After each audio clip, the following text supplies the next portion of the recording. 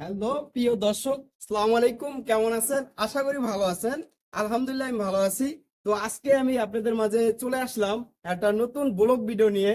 আপনাদেরকে দেখাবো যে প্রাকৃতিক দৃশ্য। আমি আছি এখন আপনার আদমচি পিজেডের ভিতরে। আপনারা দেখতেছেন যে এই সাইডে সিদ্ধিগঞ্জ পার স্টেশন, এই যে পার হাউস আর কি, এটা দীর্ঘদিন যাবত বন্ধ আছে। আপনারা যদি দেখতে চান তাহলে একটু এই যে কেরেনটা দেখতেছেন, এই যে কেরেনটা আপনারা দেখতেছেন যে একবারে মরিচা পড়ে রয়েছে। দীর্ঘদিন যাবত আর কি এটা বন্ধ হয়ে আছে, এটা কার্যক্রম বন্ধ আছে। আপনারা জানেন যে এটা দীর্ঘদিন বন্ধ থাকার কারণ হলো যে এটা বলা যাবে না, বলে দিলে চাকরি থাকবে না।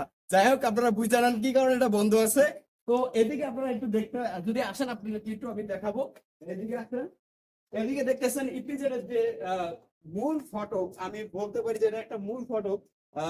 খুব সুন্দর একটা দৃশ্য। আর এই যে দেখতেছেন সূর্যটা, সূর্যটা কিন্তু খুবই সুন্দর, ঝলঝলে করতেছে, যে এখন ডুবো ডুবো অবস্থায়। আর কিছুক্ষণ পর সূর্যটা ডুবে যাবে আর কি।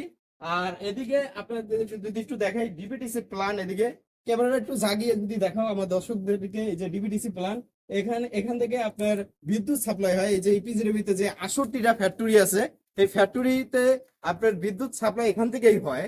তো এই জন্য আপনাদেরকে একটু দেখানোর চেষ্টা করতেছি। আর আমি আছি একটা 3 তলা বিল্ডিং এর উপরে, এটা আমাদের অফিস বিল্ডিং। তো এখানে আমি ছাদে আসলাম ঘুরতে, তাই ভাবলাম যে আমার দর্শকদেরকে একটু আমি আমি মানে যে প্রাকৃতিক দৃশ্য বলেন বা এদিকে যে একটা লুক আছে, এই বিষয়টা যদি একটু তুলে ধরার জন্যই আজকের এই ভিডিওটা করা। আর যদি আমার এই ভিডিওটা যদি আপনার কাছে একটু ভালো লাগে আপনাদের কাছে, তাহলে অবশ্যই আমার এই ইউটিউব চ্যানেলটা সাবস্ক্রাইব করবেন। আর আমার ফেসবুক থেকে যদি কেউ দেখে থাকেন তাহলে আমার ফেসবুক পেজটা ফলো করে দিবেন।